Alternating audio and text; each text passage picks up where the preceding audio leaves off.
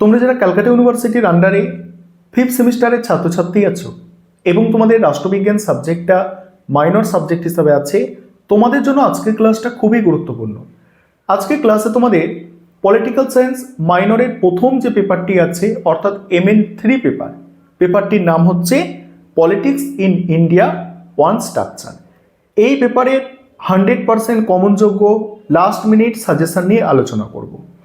তোমাদের মডিউল 1 থেকে 10 নম্বর এবং 20 নম্বরের জন্য যে প্রশ্নগুলো তোমরা তৈরি করবে প্রথমে তোমরা শুনে নাও। প্রথম প্রশ্ন, ভারতের রাজনীতিতে ব্যবসায়ী গোষ্ঠীর ভূমিকা। মোস্ট ইম্পর্টেন্ট প্রশ্ন, ভারতের রাজনীতিতে ব্যবসায়ী গোষ্ঠীর ভূমিকা 10 নম্বর বা 20 নম্বরে আসতে পারে। দ্বিতীয় প্রশ্ন, সমকালীন ভারতীয় রাজনীতিতে কৃষক সংগঠনগুলির ভূমিকা আলোচনা করো। সমকালীন ভারতীয় রাজনীতিতে কৃষক সংগঠনগুলির ভূমিকা আলোচনা করো। 3 নম্বর প্রশ্ন, ভারতের রাজনীতিতে আঞ্চলিক রাজনৈতিক দলের উদ্ভবের কারণ আলোচনা করো। ভারতের রাজনীতিতে আঞ্চলিক রাজনৈতিক দলের উদ্ভবের কারণ আলোচনা করো। 4 নম্বর প্রশ্ন, ভারতের রাজনৈতিক দল ব্যবস্থার সাম্প্রতিক প্রবণতা বিশ্লেষণ করো। ভারতের রাজনৈতিক দল ব্যবস্থার সাম্প্রতিক প্রবণতা। প্রশ্নটা ঘুরিয়ে আসতে পারে 1990 সাল থেকে ভারতের দলীয় ব্যবস্থার প্রকৃতি ও পরিবর্তনশীলতা সম্পর্কে আলোচনা করো। এইভাবেও প্রশ্নটা আসতে পারে। 5 নম্বর প্রশ্ন, পশ্চিমবঙ্গের দলীয় ব্যবস্থার প্রকৃতি আলোচনা করো বা দল ব্যবস্থার প্রকৃতি বা বৈশিষ্ট্য আলোচনা করো। এখানে তোমাদের আমি 5টা টোটাল প্রশ্ন বললাম, এখান থেকে কোনো প্রশ্নই স্কিপ করা বা বাদ দেওয়া যাবে না। এবার যদি বলো মোস্ট ইম্পর্টেন্ট প্রশ্ন কি, প্রথম যে 3টে প্রশ্ন বলেছি এগুলো মোস্ট ইম্পর্টেন্ট প্রশ্ন, তবে 5টা প্রশ্ন খুব কম প্রশ্ন, এখান থেকে কোনো প্রশ্ন বাদ দেওয়া যাবে না। কারণ তোমাদের পরীক্ষায় থাকেই 4টি প্রশ্ন মডিউল 1 থেকে, 10 নম্বরের 2টি এবং 20 নম্বরের 2টি থাকে, একটি করে লিখতে হয়। সেক্ষেত্রে 4টে প্রশ্ন কোয়েশ্চেন পেপারেই থাকে, সেখানে আমি একটি প্রশ্ন কেবলমাত্র এক্সট্রা দিয়েছি। একদম এটা লাস্ট মিনিট সাজেশন, এখান থেকে কোনো প্রশ্ন কোনো রকমভাবে স্কিপ করা বা বাদ দেওয়া যাবে না। এক্সট্রা পারলে পড়তে পারো, কিন্তু এখান থেকে কোনো প্রশ্ন বাদ দেবে না। এবার মডিউল 2 এর প্রথম প্রশ্ন, ভারতের নির্বাচন কমিশনের গঠন ও কার্যাবলী আলোচনা করো। বা অথবা দিয়ে প্রশ্নটা আসতে পারে ভারতের গণতন্ত্রে নির্বাচন কমিশনের ভূমিকা। এই নির্বাচন কমিশন দিয়ে তোমাদের প্রশ্ন অবশ্যই তোমরা পরীক্ষায় পাবে, সেটা 10 নম্বর হোক বা 20 নম্বর হোক, অবশ্যই তোমরা এই নির্বাচন কমিশনের ওপর প্রশ্ন পরীক্ষায় পাবেই। দ্বিতীয় প্রশ্ন, সিভিল সার্ভিসে জেনারেল ও স্পেশালিস্টের বিতর্ক, অর্থাৎ সাধারণ ও বিশেষজ্ঞদের বিতর্ক সিভিল সার্ভিসে বিশ্লেষণ করো। মোস্ট ইম্পর্টেন্ট প্রশ্ন।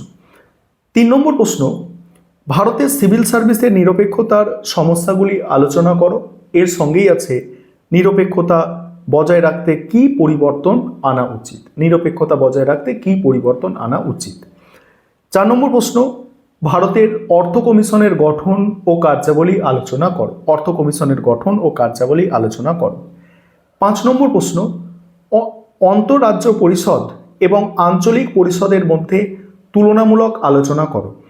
এই তুলনামূলক আলোচনায় গঠন এবং কার্যাবলী অবশ্যই থাকতে হবে, এবং এই গঠন এবং কার্যাবলী যদি তোমরা করে নাও তাহলে আন্তঃরাজ্য পরিষদের গঠন কার্যাবলী দিয়ে যদি 10 নম্বরের প্রশ্ন আসে লিখে আসতে পারবে, বা আঞ্চলিক পরিষদ দিয়ে 10 নম্বরের প্রশ্ন যদি পরীক্ষায় আসে তখন তোমরা লিখে আসতে পারবে। একটু বুদ্ধি করে পড়তে হবে যাতে অন্যান্য প্রশ্ন এলেও এই সাজেশন ফলো করে বা এই কটা প্রশ্ন করে যাতে তোমরা অধিক সংখ্যক অ্যান্সার পরীক্ষায় লিখে আসতে পারো। তবে আবারও তোমাদের সাবধান করছি যে এখান থেকে কোনো প্রশ্ন বাদ দেওয়ার চেষ্টা করবে না, কারণ এটুকু তোমাদের অবশ্যই পড়তে হবে 5th সেমিস্টারে একটি পেপারের জন্য। এবারে 5 নম্বরের প্রশ্ন।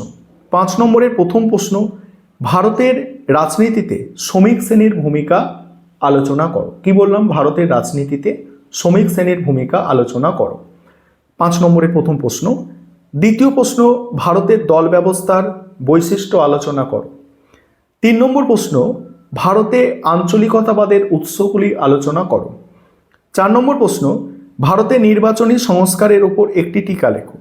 এই নির্বাচনী সংস্কারের উপর টিকা বা দল ব্যবস্থার বৈশিষ্ট্য, আঞ্চলিকতাবাদের উৎস, এগুলো সব তোমরা প্রায় 150 শব্দের মধ্যে করে রাখবে। 150 বা 160 শব্দের, 160 থেকে 70 বা 150 শব্দের মধ্যে করে রাখবে এগুলো। কারণ 5 নম্বরের প্রশ্ন তোমাদের 100 শব্দে লিখতে হয়, সেক্ষেত্রে তোমরা 150 শব্দ বা 160-70 শব্দে যদি করে রাখো, একটু ছোট্ট করে তোমরা 5 নম্বরে লিখে আসতে পারবে। এবং এই প্রশ্নগুলো আবার 10এও যদি এসে যায়, 10 নম্বরের জন্য তো তোমাদের 150 শব্দের মধ্যে লিখতে হয়, সেক্ষেত্রে কোনো সমস্যা হবে না। যদি তোমরা 160 বা 70 শব্দে করে রাখো, তাহলে 150 শব্দে অনায়াসে পরীক্ষায় তোমরা লিখে আসতে পারবে। তারপরে আঞ্চলিক পরিষদের গঠন ও কার্যাবলী আলোচনা করো। এই প্রশ্নটাও তোমরা ঠিক একই করবে, 150 বা 160-70 শব্দের মধ্যে তৈরি করে রাখবে, 5 নম্বরে এলেও লিখতে পারবে। এবার ধরো আমি প্রশ্ন বলেছি ভারতের রাজনীতিতে ব্যবসায়ী গোষ্ঠীর ভূমিকা। এই যে ব্যবসায়ী গোষ্ঠীর ভূমিকা বললাম, এখানে ব্যবসায়ী গোষ্ঠীর মধ্যে ফিকি আছে, অ্যাসোচেম আছে, এইগুলো আলাদাভাবে প্রশ্ন আসতে পারে। ফিকি বা অ্যাসোচেম আলাদাভাবে প্রশ্ন আসতে পারে, এগুলো আলাদাভাবে তোমাদের করতে হবে। এই ছিল তোমাদের আজকের সাজেশন, আর এগুলো তোমরা ভালো করে করো, আশা করি তোমরা উপকৃত হবে এবং পরীক্ষায় সমস্ত প্রশ্ন তোমরা কমন পাবে।